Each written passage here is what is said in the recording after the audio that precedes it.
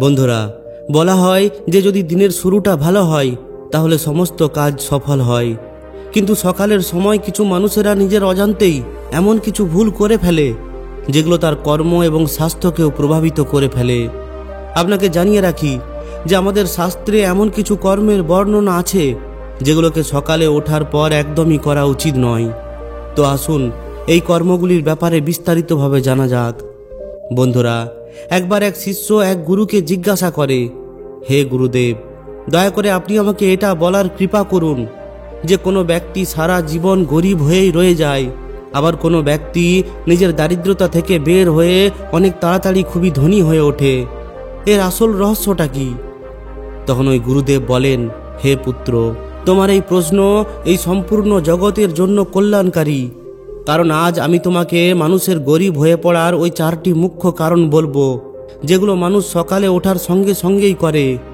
যদি মানুষ এই 4টি অভ্যাসকে পরিবর্তন করে ফেলে তাহলে তাকে জীবনে ধনী হয়ে ওঠা থেকে কেউই বাধা দিতে পারবে না। হে পুত্র, এটা খুবই ভালোভাবে বোঝার জন্য আমি তোমাকে একটি কাহিনীর মাধ্যমে বোঝাবো। কিন্তু হ্যাঁ, এই কাহিনীটি অবশ্যই শেষ পর্যন্ত শোনা উচিত, কারণ অর্ধেক জ্ঞান হলো বিষের সমান। তখন শিষ্য বলে, হে গুরুদেব, আপনি নিশ্চিন্ত হয়ে বলুন, আমি এটাকে খুবই ধ্যান দিয়ে সম্পূর্ণ শুনব। তাই বন্ধুরা, আপনিও এই কাহিনীটিকে খুবই ধ্যান দিয়ে শুনুন। এরপর গুরুদেব বলা শুরু করেন। তিনি বলেন, হে পুত্র, এটা অনেক প্রাচীন সময়ের কথা। একটি ছোট্ট গ্রামে এক সাধু মহারাজের আশ্রম ছিল। ওই সাধু মহারাজ ছিলেন খুবই জ্ঞানী ব্যক্তি। তিনি যে কোনো সমস্যার সমাধান খুবই সহজেই করে ফেলতেন। তাই তার কাছে অনেক দূর দূরান্ত থেকে লোকেরা নিজেদের সমস্যার সমাধান করতে আসতো। ওই গ্রামের মধ্যে একজন গরিব কৃষক রামু, তার স্ত্রী সীতা, তার বাচ্চাদের সঙ্গে বসবাস করত। রামুর জীবন খুবই সমস্যায় ভরে উঠেছিল। তার কাছে চাষাবাদ করার জন্য অনেক কম ক্ষেত ছিল। যেটুকু ছিল তার মধ্যে আবার পাথর এবং কাঁটাযুক্ত গাছপালায় ভরেছিল। ওই জমির মধ্যে চাষাবাদ করা রামুর ক্ষেত্রে সহজ কাজ ছিল না, কিন্তু তবুও সে চেষ্টা করেই চলেছিল।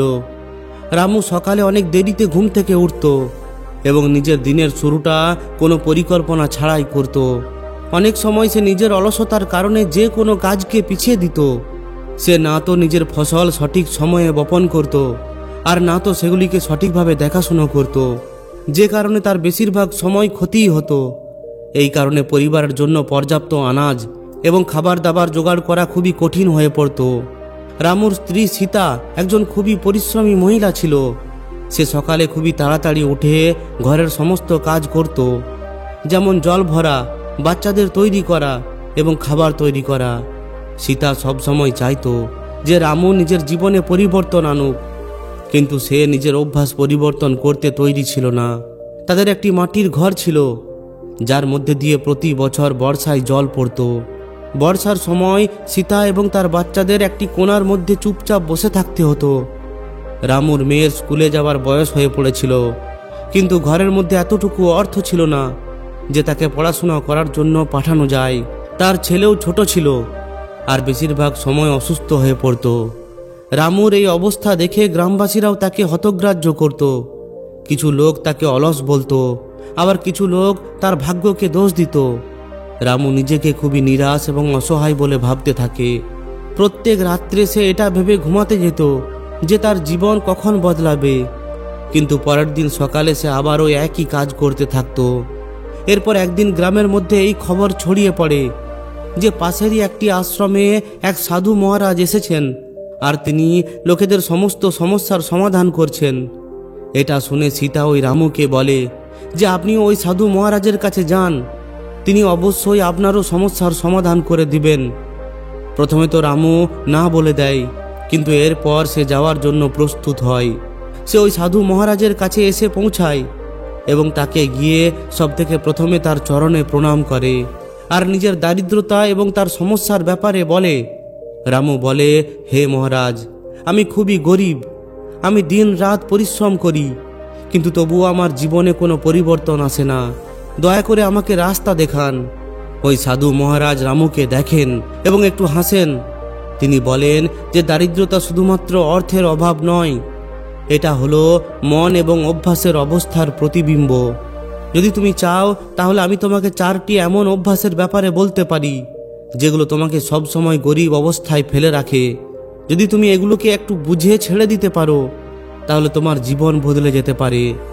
তখন রামু বলে, হে সাধু মহারাজ, আপনি তাড়াতাড়ি এই 4টি অভ্যাসের ব্যাপারে আমাকে বলুন। তখন সাধু মহারাজ বলেন, ঠিক আছে, শোনো। যখন মানুষ সকালে উঠে অলসতার মধ্যে থাকে আর নিজের দিনের শুরুটা ঠিকভাবে করে না, তখন তার জীবন সবসময় বিচ্ছিন্ন হয়ে পড়ে। অনেক সময় আগে এক রাজা নিজের রাজ্যের কৃষকদের অলসতার ফলে ক্ষতির ব্যাপারে বোঝাচ্ছিলেন। তিনি একদিন সকালে সূর্য ওঠার আগেই তার মহলের বাইরের মুখ্য দুয়ারে সোনা এবং রূপার কিছু মুদ্রা ছড়িয়ে দেন। এরপর তিনি এটা ঘোষণা করে দেন যে যে কৃষক সবথেকে প্রথমে আসবে সে ওই সমস্ত রত্নগুলিকে নিয়ে যেতে পারবে। কিন্তু বেশিরভাগ কৃষক অলসতার কারণে অনেক দেরিতে ওঠে। এরপর যখন তারা সেখানে পৌঁছায় তখন তারা দেখে যে ওই রত্ন আগেই কেউ নিয়ে নিয়েছে। একজন বৃদ্ধ কৃষক যে সবসময় সকালে অনেক তাড়াতাড়ি উঠত, সে সব থেকে প্রথমে পৌঁছায় আর সে রাজার ওই উপহারকে প্রাপ্ত করে। রাজা সমস্ত কৃষককে বলেন যে যে অলসতা করে সে নিজের জীবনের সবথেকে গুরুত্বপূর্ণ সুযোগকে হারিয়ে ফেলে। সঠিক সময়ে জেগে ওঠা এবং কর্ম শুরু করে দেওয়াই হলো সফলতার মুখ্য পুঁজি। রামু মাথা নত করে স্বীকার করে যে সেও সকালে অনেক দেরিতে ওঠে আর সারা দিন খুবই অলসতা করে জীবন কাটায়। সাধু মহারাজ তাকে সকালে খুব তাড়াতাড়ি ওঠা এবং দিনের শুরুটা অনেক বেশি এনার্জি এবং উৎসাহের সঙ্গে করার উপদেশ দেন। এরপর সাধু মহারাজ বলেন যে দ্বিতীয় অভ্যাস হলো নেতিবাচক চিন্তা ভাবনা। যদি কোনো মানুষ সকালে উঠেই নিজের মনের মধ্যে চিন্তা, ভয় আর অসন্তুষ্টতার বিচার আনে তাহলে তার সম্পূর্ণ এনার্জি নষ্ট হয়ে যায়। তিনি বলেন যে একবার এক ব্যবসায়ী তাকে নিজের সমস্যার কথা জানায়। সে বলে যে আমার ব্যবসা দিনের পর দিন ক্ষতির মুখোমুখি হচ্ছে, আমি বুঝতে পারছি না যে এমনটা কেন হচ্ছে। তখন সাধু মহারাজ তাকে প্রত্যেক দিন সকালে নিজের বিচারকে ধ্যান রাখার জন্য বলেন। তিনি ওই ব্যবসায়ীকে একদিন নিজের কাছে ডাকেন এবং বলেন যে সকালে উঠেই তুমি সব থেকে প্রথমে কি ভাবো? ওই ব্যবসায়ী বলে যে আমি সকালে উঠেই ভাবি যে আজকেও আমার ব্যবসায় ক্ষতি হবে। তখন সাধু মহারাজ তাকে বোঝায় যে তোমার নেতিবাচক বিচারই তোমার কার্যকে প্রভাবিত করছে। প্রত্যেক দিন সকালে উঠে এটা ভাবো যে আজকের দিন খুবই ভালো কাটবে আর নিজের কাজের মধ্যে সম্পূর্ণ মন দিয়ে লাগো। এরপর ব্যবসায়ী নিজের এই অভ্যাসকে পরিবর্তন করে। সে তার এই নেতিবাচক চিন্তা ভাবনাকে বিদায় দেয় আর ধীরে ধীরে তার ব্যবসা আবার ফুলে ফেঁপে উঠতে শুরু করে। রামু এটা শোনে আর বলে, হে মহারাজ, এটা সত্যি। আমি সকালে উঠে নিজের সমস্যার ব্যাপারে ভাবনা চিন্তা করি, আমি এটাকে পরিবর্তন করার চেষ্টা করব। এরপর সাধু মহারাজ বলেন যে তৃতীয় অভ্যাস হলো অনুশাসনহীনতা। যদি কোনো ব্যক্তি নিজের কর্ম এবং সময়ের মধ্যে অনুশাসন না রাখে তাহলে সে নিজের পরিশ্রমের ফল কখনোই পেতে পারে না। এরপর সাধু মহারাজ বলেন, একবার এক যুবক শিষ্য তার গুরুকে জিজ্ঞাসা করে যে গুরুদেব, আমি নিজের জীবনে কিভাবে সফল হতে পারি? গুরুদেব উত্তর দেন যে প্রত্যেক দিন সকালে সূর্য ওঠার আগে জেগে ওঠো, ধ্যান করো এবং নিজের সম্পূর্ণ দিনের পরিকল্পনা তৈরি করো। ওই শিষ্য প্রথমে কয়েকদিন এমনটা করে, কিন্তু এরপর অলসতার কারণে ওই অনুশাসন ছেড়ে দেয়। গুরু শিষ্যকে ডেকে বোঝান যে সফলতা শুধুমাত্র পরিশ্রমের কারণেই আসে না, এর বদলে সফলতা নিয়মিত অনুশাসনের মাধ্যমে আসে। যদি তুমি নিজের সময়ের সম্মান না করো তাহলে সময় তোমার সম্মান করবে না। শিষ্য গুরুর কথা মানে আর অনুশাসনের সঙ্গে নিজের জীবনকে সংগঠিত করে। এরপর ধীরে ধীরে সে নিজের সমস্ত লক্ষ্যকে অর্জন করে। রামু অনুভব করে যে তার প্রাত্যহিক জীবন ছিল খুবই অব্যবস্থিত আর সে নিজের কর্মে খুবই অবহেলিত ছিল। তাই সে ওই সাধু মহারাজকে কথা দেয় যে সে এখন নিজের অনুশাসনকে পালন করবে। এরপর ওই সাধু মহারাজ বলেন যে চতুর্থ অভ্যাস হলো অসংগঠিত। যদি তুমি প্রত্যেক দিন নতুন কিছু শুরু করো কিন্তু সেগুলোকে যদি সম্পূর্ণ না করো তাহলে তোমার সম্পূর্ণ জীবন অসম্পূর্ণই থেকে যাবে। এরপর তিনি বলেন যে এক ব্যক্তি নিজের গ্রামে একটি সুন্দর বাগান গড়ে তোলার স্বপ্ন দেখে। বাগানের মধ্যে অনেক ধরনের গাছপালা লাগায়, কিন্তু তাদের একটারও ভালোভাবে দেখাশুনো করে না। সে প্রত্যেক দিন একটি নতুন গাছ লাগাতো, কিন্তু আগের গাছগুলিকে জল দিতে ভুলে যেত। কিছুদিন পর তার সমস্ত গাছপালা শুকিয়ে যায়। এরপর যখন তাকে জিজ্ঞাসা করা হয় যে কেন সে সফল হলো না, তখন সে বলে যে আমি প্রত্যেকবার নতুন কাজ শুরু করেছি, কিন্তু আমি কোনো কাজকেই সম্পূর্ণ করিনি। তখন সাধু মহারাজ বলেন, যে ব্যক্তি অসঙ্গতির মধ্যে জীবন কাটায় সে নিজের লক্ষ্য পর্যন্ত কখনোই পৌঁছাতে পারে না। নিজের স্বপ্নকে পূরণ করার জন্য নিরন্তরতা এবং ধ্যান খুবই গুরুত্বপূর্ণ।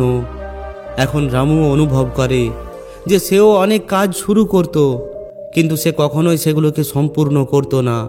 এখন সে সাধু মহারাজকে কথা দেয় যে সে নিজের সমস্ত কর্মকে সম্পূর্ণ করার অভ্যাস তৈরি করবে। সাধু মহারাজের এই উপদেশ রামুর জীবনের উপর একটি গভীর প্রভাব ফেলে। সে নিজের সকালের সমস্ত অভ্যাসকে পরিবর্তন করার নির্ণয় নেয়।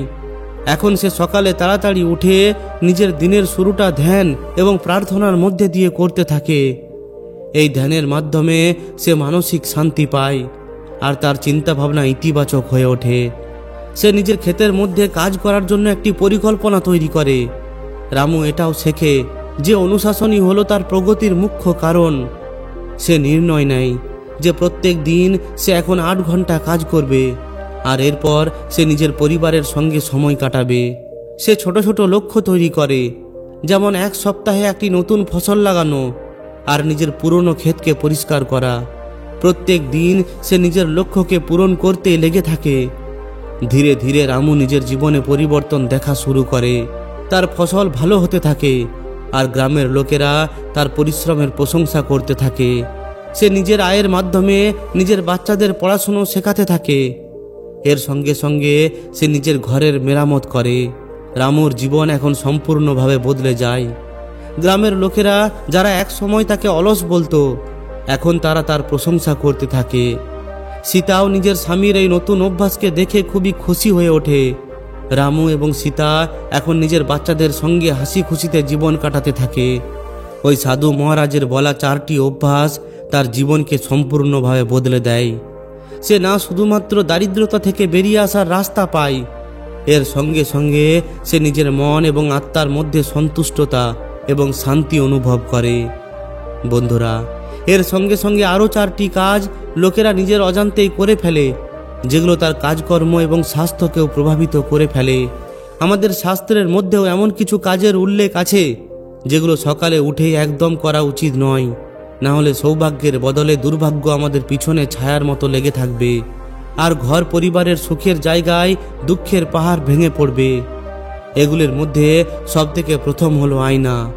হ্যাঁ বন্ধুরা, সকালে উঠেই লোকেরা বেশিরভাগ সময় আয়নায় নিজেকে দেখতে থাকে, যেটা বাস্তুশাস্ত্র অনুযায়ী অশুভ বলে মানা হয়। সকালে ওঠার পর সবথেকে প্রথমে ভগবানকে দর্শন করা উচিত। এমনটা করার ফলে দিনের শুরুটা খুবই ভালো হয়। দ্বিতীয় হলো বন্ধ ঘড়ি। বন্ধুরা, ঘড়ির মধ্যে কোনো ব্যক্তির ভাগ্য জড়িয়ে থাকে। ঘরের মধ্যে থাকা বন্ধ ঘড়ি খারাপ সময়ের সংকেত দেয়। শাস্ত্র অনুযায়ী বন্ধ ঘড়ি দেখার ফলে বিবাদের পরিস্থিতি তৈরি হয়, দিনের সমস্ত কাজের মধ্যে বাধা আসতে পারে আর একটি ভালো কাজও বিগড়ে যায়। বন্ধুরা, পরবর্তী জিনিস হলো এঁটো বাসনপত্র। সকালে উঠেই এঁটো বাসনপত্র দেখার ফলে শরীরের মধ্যে থাকা ইতিবাচক এনার্জি কম হয়ে পড়ে। শাস্ত্র অনুযায়ী রাত্রেই রান্নাঘর পরিষ্কার করে ঘুমানো উচিত। এঁটো বাসনপত্র রাখার ফলে ঘরের মধ্যে দারিদ্রতা আসে, কারণ আমাদের রান্নাঘরে স্বয়ং মা লক্ষ্মী বসবাস করেন। আর যারা রাতের সময় রান্নাঘরে এঁটো বাসনপত্র রাখে, রান্নাঘর পরিষ্কার পরিচ্ছন্ন করে না, মা লক্ষ্মী সব সময়ের জন্য ওই ঘর ত্যাগ করে চলে যায়, যার ফলে ওই ঘরের মধ্যে দারিদ্রতা নেমে আসে। তাই বন্ধুরা, এই জন্য কখনোই রাত্রের সময় রান্নাঘরে এঁটো বাসনপত্র রাখবেন না। পরবর্তী জিনিস হলো ছায়া। এটা মান্যতা আছে যে সকালে ওঠার পর নিজের এবং অন্য কারোর ছায়া যেন আপনার চোখে না পড়ে। ছায়া দেখা হলো রাহুর সংকেত। ছায়া দেখার ফলে মানুষের মধ্যে চিন্তা এবং ভয়ের পরিস্থিতি নেমে আসে। সারা দিন কাজের মধ্যে সমস্যা আসে এবং কাজ খুবই কঠিন হয়ে পড়ে। আর সর্বশেষ হলো কোনো হিংস্র জানোয়ারের ফটো।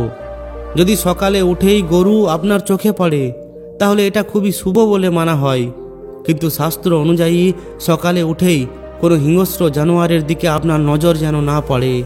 এটা মান্যতা আছে যে এর ফলে সম্পর্কের মধ্যে দূরত্ব বেড়ে যায়। এর সঙ্গে সঙ্গে কর্মস্থানে বিবাদের পরিস্থিতিও তৈরি হতে পারে। তো বন্ধুরা, আজকের এই ভিডিওটি এই পর্যন্তই। যদি এই ভিডিওটি আপনাদের ভালো লেগে থাকে তাহলে অবশ্যই একটি লাইক ও শেয়ার করে দিন। আর যদি এই ধরনের শিক্ষামূলক ভিডিও আরও পেতে চান তাহলে আমাদের এই চ্যানেলটিকে অবশ্যই সাবস্ক্রাইব করে নিন। ধন্যবাদ।